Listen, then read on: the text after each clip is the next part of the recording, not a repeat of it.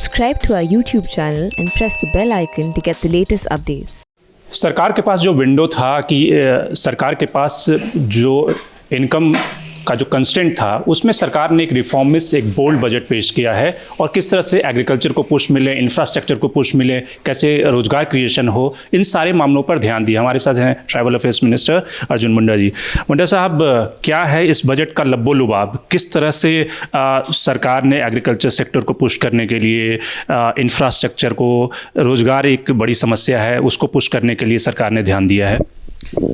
देखिए, इस बजट में एक दूरदर्शी कार्यक्रम को, जिसे हम कहें कि एक विज़न के साथ जो प्रोग्राम होता है, लक्ष्य होता है, उसको परिलक्षित किया गया है। और इसमें पूरे देश भर के उन सारे संभावनाओं को उकेरा गया है कि जिससे देश के नागरिक जुड़ करके अपनी अर्थव्यवस्था बनाएं। अपनी अर्थव्यवस्था बनाने के लिए जो अवसर चाहिए, वो अवसर इस बजट के माध्यम से जहां दिया गया है, वहीं किसानों के मामले में, युवाओं के मामले में, ट्राइबल्स के मामले में, दलित के मामले में, अल्पसंख्यकों के मामले में, या जो मज़दूर क्लास है, उन लोगों के मामले में बहुत अच्छे ढंग से बजट में बताया गया है कि कैसे लोगों को सोशल सिक्योरिटी का और रोज़गार का और एक अच्छी जीवन के लिए, जो क्वालिटी लाइफ के लिए जो आवश्यकता है, उसको पूरा किया जा सकेगा। और देश का जो ग्रोथ है, उस ग्रोथ में इनका कंट्रीब्यूशन भी होगा और देश आगे बढ़ेगा। उद्यमिता विकास के लिए बहुत अधिक जोर दिया गया है, कृषि उपज के लिए बहुत अधिक जोर दिया गया है, और उसमें यह कहा गया कि हम आत्मनिर्भर भारत इस तरीके से बनाएं कि हम स्वास्थ्य के क्षेत्र में, शिक्षा के क्षेत्र में, रोजगार के क्षेत्र में और उत्पाद के क्षेत्र में हम भारत की उन विशेषताओं को उभारें, जिससे कि हमें मेक इन इंडिया का जो कॉन्सेप्ट है, वो कॉन्सेप्ट को धरातल पर देखने के लिए मिले। इस साल का जो सबसे बड़ा चैलेंज था कि कोविड था, स्वास्थ्य की बहुत बड़ी समस्या थी, तो खास करके अगर हम आदिवासियों की लें, उनके हेल्थ केयर को कैसे, ट्राइबल्स, उनके हेल्थ केयर को कैसे पुश मिला है इस बजट में? देखिए, माननीय प्रधानमंत्री के दृढ़ इच्छा शक्ति के परिणाम से कोविड के मामले में हम दुनिया भर में एक उदाहरण प्रस्तुत किया है। इतनी बड़ा आबादी वाले राष्ट्र में इसका प्रबंधन एक बहुत ही चुनौतीपूर्ण कार्य था। आलोचना का शिकार भी होना पड़ा, लेकिन माननीय प्रधानमंत्री जी ने दृढ़ इच्छा शक्ति का परिचय दिया और इससे निकलकर हम कैसे 5 ट्रिलियन इकोनॉमी को एस्टेब्लिश करें और उस इकोनॉमी में आम लोगों का, सिटीजन्स का पार्टिसिपेशन कैसे बढ़े, और वो ये ध्यान में रख कर के कि आने वाले दिनों में हमारी इकोनॉमी, हमारी अर्थव्यवस्था जन अर्थव्यवस्था बने।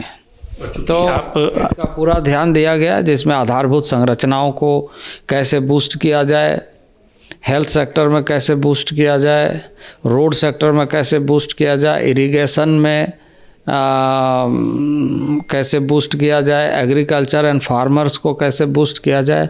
इस बजट में उन सारी विशेषताओं को दिया गया है कि हम आने वाले दिनों में इसके माध्यम से एक डिजिटल इंडिया बनाते हुए आम नागरिकों को समृद्ध भारत का नागरिक बनाने का जो उद्देश्य है, उसे पूरा करने का आह्वान करते हैं और उसे पूरा करने का संकल्प लेते हैं। जो ट्राइबल अफेयर्स मिनिस्ट्री का जो बजट है और आपकी जो खास योजनाएं हैं, जैसे स्कूल की बात है, उसको लेकर कैसे? ट्राइबल एरियाज़ की बहुत सारी योजनाएं, जिसमें एक एकलव्य मॉडल स्कूल, जिसके बारे में आज वित्त मंत्री ने जो अपने उद्बोधन में कहा है, उसका मैं स्वागत करता हूं, और उसके लागत राशि को बढ़ाते हुए और सुविधाएं उन क्षेत्रों के बच्चों को मिले और ब्लॉक लेवल तक इस तरह के संस्थान, इस तरह के विद्यालय खोले जाएं, और उसकी स्वीकृति दिया गया है, उसकी राशि बढ़ाई गई है।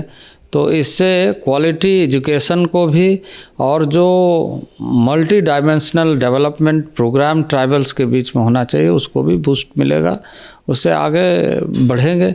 अभी हमारे पास इस तरह की जो योजना है इसका एक बृहत कार्य रूप तैयार किया गया है और इसको लगातार हम मॉनिटरिंग कर रहे हैं।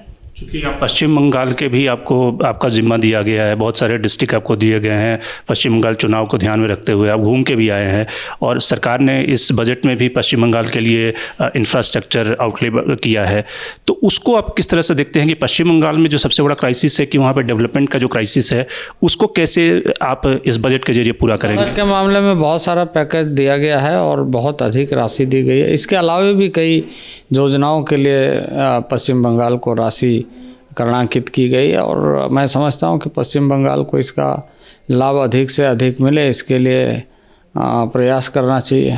लोग कह रहे हैं चुनावी बजट है। देखिए ये तो कहेंगे, अब इस देश में ऐसा कोई वर्ष नहीं है जब किसी प्रदेश में चुनाव ना होता हो, तो आप उसको चुनावी बजट ही कहेंगे तो अब इसका क्या जवाब है? इसका तो कोई जवाब नहीं है।